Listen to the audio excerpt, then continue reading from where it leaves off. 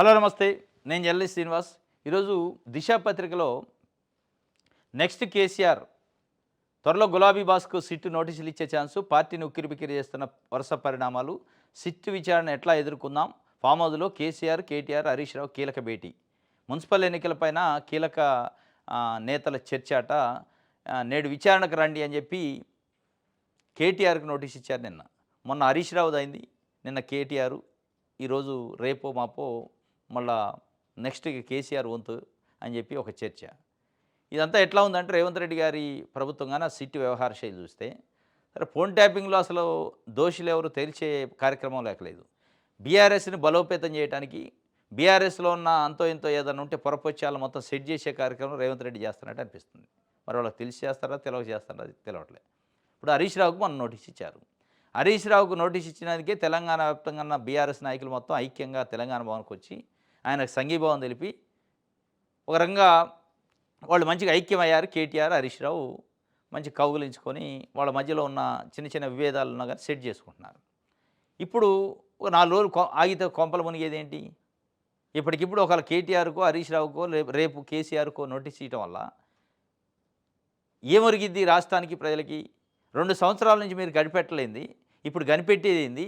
Municipal ఎన్నికల ముందు BRS పార్టీకి ఒక ఆయుధం ఏంటే? ఒక రకంగా ఒక మీడియాలో మంచి చర్చ, వాళ్ళకు బీఆర్ఎస్కి మంచి స్పేస్ దొరికింది మీడియాలో. ప్రజల గురించి కంటే కూడా వీటి గురించి ఫోన్ ట్యాపింగ్, నోటీసుల పైన సీటు పైన మళ్ళీ వాళ్ళు ఈరోజు మొత్తం బీఆర్ఎస్ పార్టీ క్యాడరు, నాయకులు, మాజీ మంత్రులు, మాజీ ఎమ్మెల్యేలు పెద్ద పెద్ద స్టేట్మెంట్లు ఇస్తూ ఉంటారు. ఇది లోటా పీస్ కేసు అయిన ఒక ఆయన అంటాడు, కబడ్దార్ అంటారు రేవంత్ రెడ్డిని, రకరకాలుగా వస్తాయి. ఇదంతా ఒక హైప్ కోసం, బీఆర్ఎస్ హైప్ కోసం పనికి వస్తుంది తప్ప ఇది ఫోన్ ట్యాపింగ్ కోసమో, ఫోన్ ట్యాపింగ్లో నిజాలు తేలడానికి పనికి వచ్చినట్లేదు. ఈ సిట్టు మరి ఏం చేస్తుంది అసలు? ఆ రేవంత్ రెడ్డి పట్టించుకుంటుండా? ఇది వరుస పరిణామాలతోని ఉక్కిరిబిక్కిరి అవుతుందని బీఆర్ఎస్ అంటున్నారు. ఉక్కిరిబిక్కిరి ఏం కావట్లేదు, వాళ్ళకి మంచి అవకాశం అయింది. వాళ్ళు చాలా సంతోషంగా ఉన్నారు బీఆర్ఎస్ వాళ్ళు. ఇది అయ్యేది లేదు, పోయేది లేదు. ఈ కార్ రేసింగ్లో 2 సార్లు పిలిచారు కేటీఆర్ని, దీంట్లో హరీష్ రావుని పిలిచారు ఫోన్ ట్యాపింగ్లో, మళ్ళీ ఏనే పిలుస్తారు. ఇదంతా మంచిగా వాళ్ళ క్యాడరు జమగాటానికి పనికి వస్తుంది. నెక్స్ట్ కేసీఆర్కి ఇస్తారట. వాళ్ళు నిజంగానే కేసీఆర్కి నోటీస్ ఇవ్వడం జరిగితే, ఇప్పుడు హరీష్ రావుకి, కేటీఆర్కి నోటీస్ ఇచ్చినప్పుడు తెలంగాణ భవన్కు పరిమితమయ్యారు. బీఆర్ఎస్ క్యాడరు, కార్యకర్తలు కొన్ని వందల వేల మంది వచ్చారు, సంఘీభావం తెలిపారు. దాంట్లో మీడియాలో వచ్చింది, కవరేజ్ మంచిపోయింది.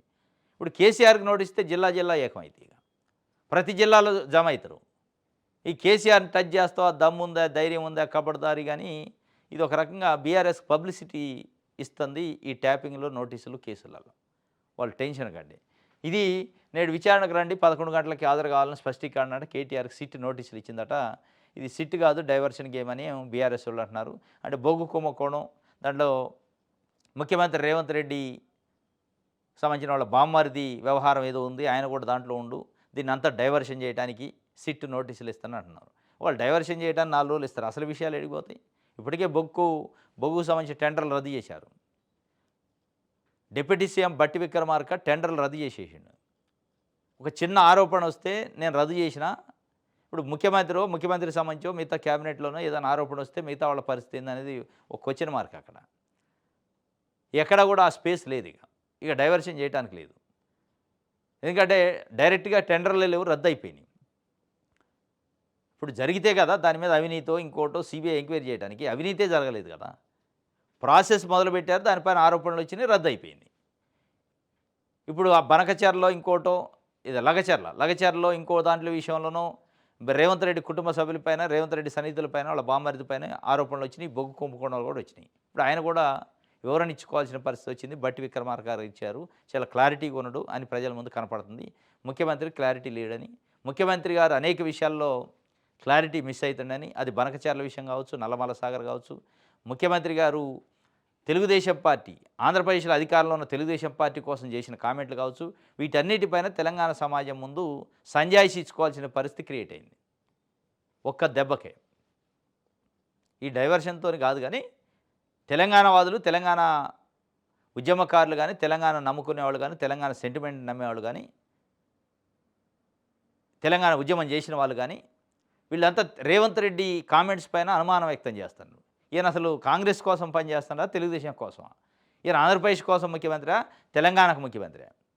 లేదా రేవంత్ రెడ్డి సోనియా గాంధీ, రాహుల్ గాంధీ అధిష్టానమా ఆయనకి, లేతే చంద్రబాబు అధిష్టానమా అనే అనుమానాలని ఆయనే పెంచుకుంటుండు.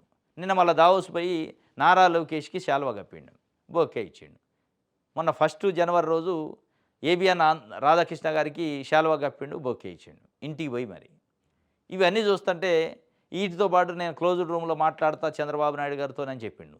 ఏకాంత చర్చలు, రహస్య చర్చలు ఏముంటాయి 2 రాష్ట్రాల ముఖ్యమంత్రికి? వ్యాపారస్తులు కాదు మీరిద్దరు, రాజకీయ నాయకులు, 2 రాష్ట్రాల్లో ప్రజలు ఎన్నుకున్న ముఖ్యమంత్రులు. ప్రజల కోసం మాట్లాడుకునే ప్రజలదే లేదు తప్ప క్లోజ్డ్ రూమ్ మీటింగ్లు ఉన్నాయంటే దాని అర్థం మీరు ఏదో లోపాయకారి వ్యవహారాలు చేస్తున్నారు. ఇవన్నీ ఒక కాంగ్రెస్ పార్టీ ముఖ్యమంత్రి చేసే పనులు కావు.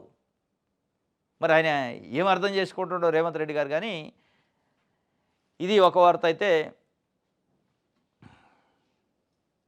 వచ్చే నెల 11న మున్సిపల్స్ అట, 13న ఎన్నికల ఫలితాలు, 14న చైర్మన్, మేయర్ పదవికి ఎన్నికలు, ఈ నెలలో 27న మున్సిపల్ ఎన్నికల షెడ్యూల్, అధికార వర్గాల డిస్కషన్. ముహూర్తం ఫిక్స్ అయింది మున్సిపల్ ఎన్నికలకి. ఆల్రెడీ అసలు రేవంత్ రెడ్డి దావోస్ వెళ్ళటానికైతే ముందే వస్తా అనుకున్నారు. ఈ నెల 27కి వస్తుందట. అంటే 26 జనవరి ఉంది రిపబ్లిక్ డే, దాని నెక్స్ట్ డే అయితే ఫిక్స్ అయింది. ముహూర్తం అయితే ఫిక్స్ అయిందట 11న. 11, 14 అనే ఒక 2 డేట్ల మీద చర్చ జరిగింది. 11న అయితే దాదాపు ఫైనల్ అయిపోయిందట. ఫిబ్రవరి 11 మున్సిపల్ ఎన్నికలు, దాని తర్వాత 14న చైర్మన్, మేయర్ పదవులకు ఎన్నికలు, 13న రిజల్ట్ వస్తుంది. రిజల్ట్ రాగానే 14 నెక్స్ట్ డేనే. నెక్స్ట్ డే పెట్టినప్పుడు కాంగ్రెస్ పార్టీకి, ఎందుకంటే డైరెక్ట్ ఎలక్షన్స్ కావు, మేయర్ని డైరెక్ట్ ప్రజలు ఎన్నుకోరు, కౌన్సిలర్లు లేదా కార్పొరేటర్లు ఎన్నికయ్యాక చైర్మన్, మేయర్ని అందులో నుంచి ఒకళ్ళని మెజారిటీ బట్టి ఎన్నుకుంటారు. దాంట్లో కాంగ్రెస్ పార్టీ మరి ఏదైనా మ్యానిపులేట్ చేయాలన్నా, క్యాంప్ రాజకీయాలు చేయాలన్నా టైం కావాలన్నా టైం లేకుండానే మొత్తం క్లోజ్ చేసేటట్టు ఉంది. 11 ఎన్నికలు, 13 రిజల్టు, 14 ఎన్నిక, మేయరు, చైర్మన్లు, డిప్యూటీ మేయర్ అని. అంటే దాన్ని బట్టి చాలా కాన్ఫిడెన్స్గా ఉంది కాంగ్రెస్ అనిపిస్తుందా? నిజంగానే కాన్ఫిడెన్స్ ఉందా? ఇప్పుడు జరుగుతున్న పరిణామాలు, ఇప్పుడు జరుగుతున్న రాజకీయ పరిస్థితులు చూస్తే తెలంగాణ కోర్ తెలంగాణ ఏరియాలో, తెలంగాణ సెంటిమెంట్ ఉండే ఏరియాలో ఒక రకంగా కాంగ్రెస్ పార్టీకి నెగిటివ్ ఇంపాక్ట్ పడితే అని ఒక చర్చ అయితే జరుగుతుంది. ముహూర్తం అయితే ఫిక్స్ అయింది. ఈ ముహూర్తంతో రేపు ఫిబ్రవరి 15 తర్వాత మున్సిపల్ ఎన్నికల రిజల్ట్లు వచ్చిన తర్వాత తెలంగాణ రాజకీయ ముఖ చిత్రం మొత్తం మారే అవకాశం ఉంది. యాజ్ ఇట్ ఈజ్గా కాంగ్రెస్ పార్టీ అనుకున్నట్టు సీట్లు వస్తే ఏం కాదు, కానీ బీఆర్ఎస్ పార్టీ గ్రామ పంచాయతీ ఎన్నికలలో ఎట్లయితే పెర్ఫార్మెన్స్ ఇచ్చిందో దానికంటే ఇంకొంచెం మెరుగైన ఫలితాలు ఇచ్చిందంటే కాంగ్రెస్ పార్టీ పునాదులు ఒక రకంగా కదిలినట్టే. ఒక లొక్కలొక్కలకి స్టార్ట్ అయితే ఇప్పటికే బయటపడుతున్నాయి. ఈ ఎన్టీవీలో కథనాలు, ఏబిఎన్ రాధాకృష్ణ వార్తలు, కొత్త పలుకులు, చిలక పలుకులు, ఈ పలుకులు వెనక మళ్ళీ వాళ్ళే ఉన్నారని ఆరోపణలు, ఇవన్నీ చూస్తారని ఇప్పటికే లొక్కలొక్కలు స్టార్ట్ అయినాయి. ఒక రాజకీయంగా ఒక మెట్టు ఎనికి కిందికి దిగాల్సిన పరిస్థితి, మున్సిపల్ ఎన్నికలు వెనకబడే పరిస్థితి. అంటే అన్ని పార్టీల కంటే ముందే ఉంటుంది, దాంట్లో డౌట్ లేదు. అధికార పార్టీ కాబట్టి లోకల్ బాడీ ఎన్నికల్లో ఎట్లాగ ఎక్కువ వస్తాయి. ఎక్కువ రావటం వేరు, 2.5 సంవత్సరాల పరిపాలన పెర్ఫార్మెన్స్, వాళ్ళ సమర్థత, వాళ్ళ పరిపాలన ఫలితం రావటం వేరు. మళ్ళా కేసీఆర్కి ఈరోజు కేసీఆర్ పార్టీ బీఆర్ఎస్ ఉన్న పరిస్థితుల్లో కవిత ఎపిసోడ్ కానీ, ఇంటర్నల్ వార్ కానీ, ఫోన్ ట్యాపింగ్ వ్యవహారం కానీ, వీళ్ళ నోటీసులు కానీ, డిస్టర్బెన్స్ కానీ, ఒక అంతర్గతంగా ఇష్యూ ఈ నడుస్తున్న దాంట్లో మళ్ళీ బీఆర్ఎస్ ఎప్పుడైతే లాస్ట్ టైం సర్పంచ్ ఎన్నికలో 3,500 సీట్ల కంటే ఎక్కువ గెలిచారో, ఇప్పుడు సేమ్ అదే సిచ్యువేషన్ వస్తే మటుకు ఇబ్బంది కాంగ్రెస్కి. అందుకే రాజకీయ ముఖ చిత్రం మొత్తం మారింది ఫిబ్రవరి 15 తర్వాత తెలంగాణలో. రైట్, వెలుగు పేపర్ చూద్దాం. ఫోన్ ట్యాపింగ్ కేసులో కేటీఆర్కి నోటీసులు, బీఆర్ఎస్ ఎలక్ట్రల్ బాండ్లకు ఫోన్ ట్యాపింగ్కు లింకు. ఫోన్ ట్యాపింగ్ లొట్టపీస్ కేసు, నేను ఏ తప్పు చేయలేదు, బరాబర్ విచారణకు హాజరవుతానని కేటీఆర్ చెబుతున్నారు. వాళ్ళు ఎంత లొట్టపీస్ కేసు అంటే వీళ్ళు ఇంకోది నోటీసు పంపిస్తాను. దాన్ని అసలు వాళ్ళు పట్టుకోవట్లేదు కేసుని. నోటీసులు వస్తే ప్రభుత్వం పైన విమర్శలు అంటే ప్రభుత్వంకి తెలియకుండా నోటీసులు వస్తాయి. ఇన్వెస్టిగేషన్ సిట్టే ఇచ్చేది నోటీస్, కానీ సిట్టు ప్రభుత్వం డైరెక్షన్లోనే పనిచేస్తుంది. కలిసి నడుద్దాం, పరస్పర సహకారంతోనే తెలుగు రాష్ట్రాల అభివృద్ధి, ప్రగతి ప్రణాళికలపై చర్చలు. దావోసులో సీఎం రేవంత్ రెడ్డితో ఏపీ మంత్రి నారా లోకేష్ మర్యాదపూర్వక భేటీ. కలిసి నడుద్దాం అంటున్నారు. ఇప్పుడు ఇక్కడ అది చెప్తారు, అక్కడ పోయేది చెప్తారు. నడితే నడుదురా, క్లోజ్డ్ రూమ్ నడవటం వద్దు, ఏకాంత చర్చలు లేకుండా ప్రజల ముందు ఓపెన్గా పెట్టండి. ఈ కలిసి నడుద్దామంటే ఢిల్లీ మీటింగ్ పోతుంది, బనకచర్ల కడతనం లేదు వాళ్ళు, అసలు ఆ చర్చే లేదంటే బనకచర్ల పైన అధికారుల కమిటీకి అధికారుల పేర్లు పంపి రేపో మాప అధికారులకు వెళ్ళాల్సి వస్తుంది. దేనికోసం కలిసి నడుస్తారు? మీ రాజకీయాల కోసమా, మీ వ్యాపారాల కోసమా అనేది క్లారిటీ లేదు. రైట్. దావోస్ @29,000 కోట్లు తెలంగాణకు పెట్టుబడుల వరద వచ్చిందట. దావోస్ వల్ల 29,000 కోట్ల పెట్టుబడులు వచ్చినాయట. 29,000 కోట్లకు సంబంధించి అనేక కంపెనీలు పెట్టినట్టు రాశారు.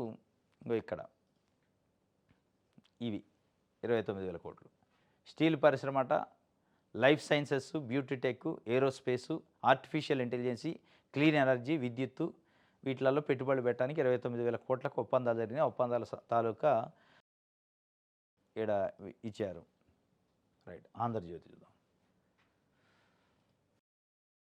ఆంధ్రజ్యోతిలో full page add Nara Lokesh గారిది. తెలంగాణ ఎడిషన్లో నారా లోకేష్ గారి యాడ్. వీళ్ళు జనం కోసం వార్తలు రాయట్లే, జనం కోసం లేరు ఈ పత్రికలు, ప్రజల కోసం లేరు, పార్టీల కోసం పనిచేస్తున్నాయి. వీళ్ళు తెలుగుదేశం పార్టీ కోసం పనిచేసే పత్రిక లెక్క ఉంటుంది ఇలా.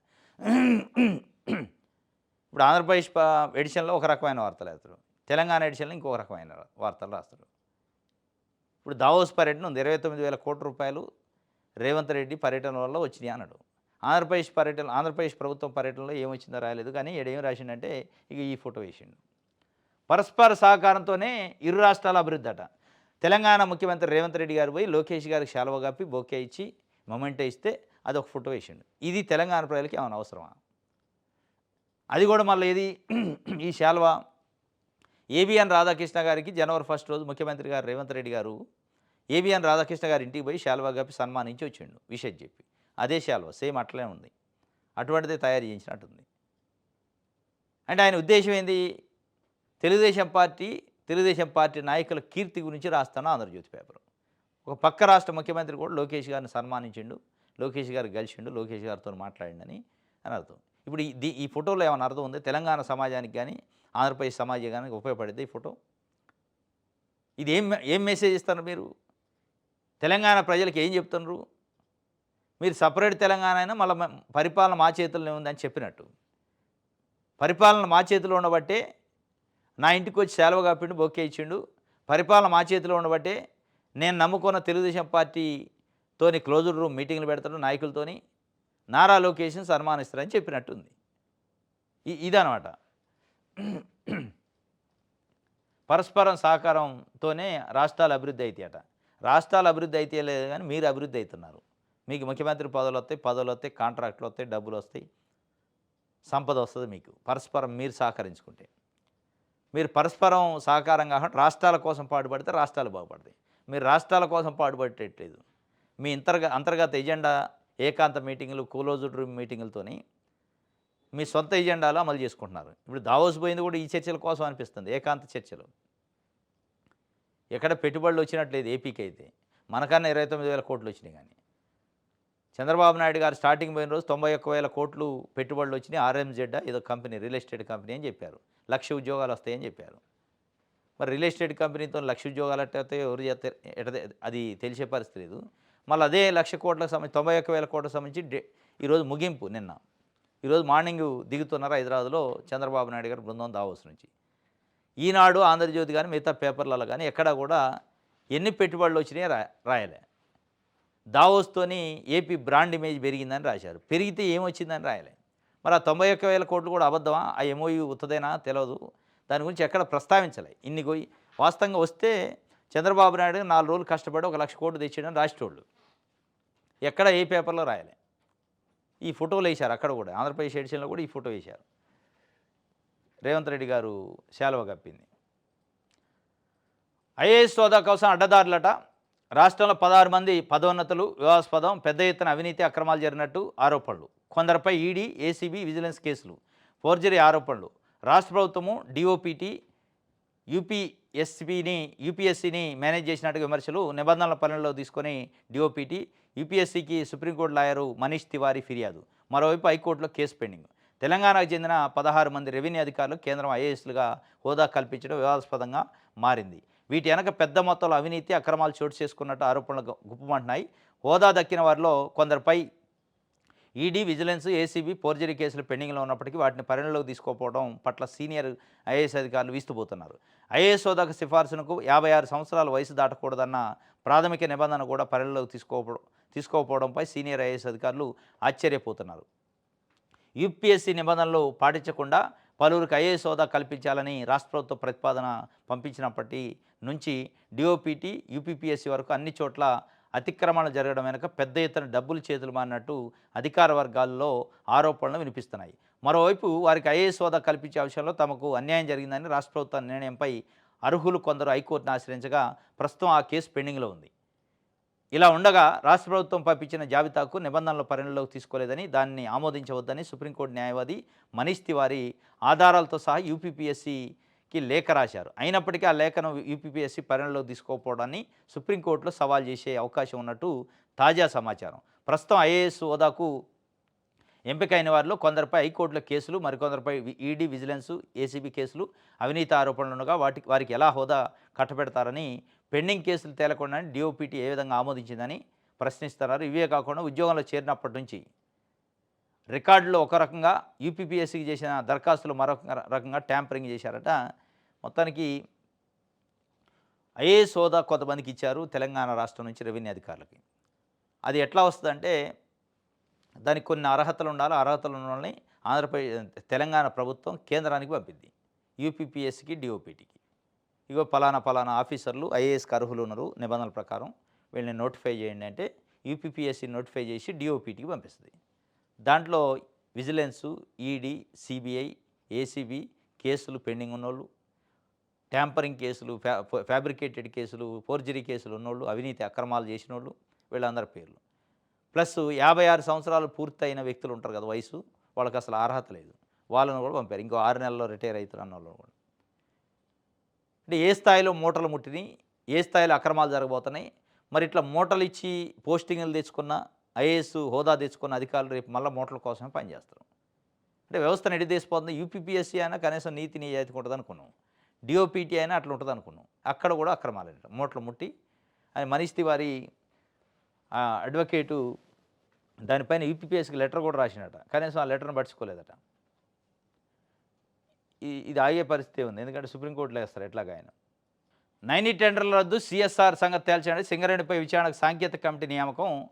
90 టెండర్లు రద్దు చేశారు కదా బట్టి విక్రమార్క, ఆ రద్దు ఎందుకు జరిగింది, దాని వెనుకున్న వ్యవహారం ఏందో, plus CSR funds, corporate social responsibility funds సంగతి కూడా తేల్చండి, ఆ రెండింటిలో అక్రమాలు ఉన్నాయని చెప్పి కిషన్ రెడ్డి ఎప్పుడు ఇక్కడ బయటపడిన తర్వాత, ఇష్యూ అయిన తర్వాత అప్పుడు కమిటీ వేస్తాను నేను అంటున్నాను. నిన్న మొన్న సిబిఐ ఎంక్వైరీ చేయరా అంటే సిబిఐ ఎంక్వైరీ వాళ్ళు అడిగితే చేస్తానండు. ఇక పరువు పోతుంది కాబట్టి ఒక కమిటీ వేశారట. ఆ కమిటీ ఉత్తుత్త కమిటీయే, అది అయ్యేది కాదు, పోయేది కాదు. ఇది ఈనాడు సంబంధించి. ఇది ఈరోజు న్యూస్ అనాలిసిస్. రేపు తాజా వార్తలతో తిరిగి కలుసుకుందాం. Thank you.